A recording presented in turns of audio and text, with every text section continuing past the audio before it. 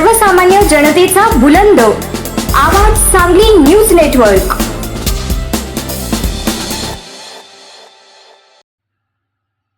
विद्युत सुरक्षितता महत्त्वाची। पोलीस अधीक्षक संदीप घुगे। राष्ट्रीय विद्युत सुरक्षा सप्ताह 26 जून 2025 पासून सुरुवात झाली। सदर सप्ताह 26 जून ते 2 जुलै या कालावधीत साजरा करण्यात येणार आहे। सदर विद्युत सुरक्षा सप्ताहाची सुरुवात सांगली जिल्ह्याचे पोलीस अधीक्षक संदीप घुगे यांच्या हस्ते विद्युत सुरक्षा संदेश प्रतिमेचे अनावरण करून करण्यात आली। सदर अनावरण सोहळा पोलीस अधीक्षक सांगली यांच्या दालनात पार पडला।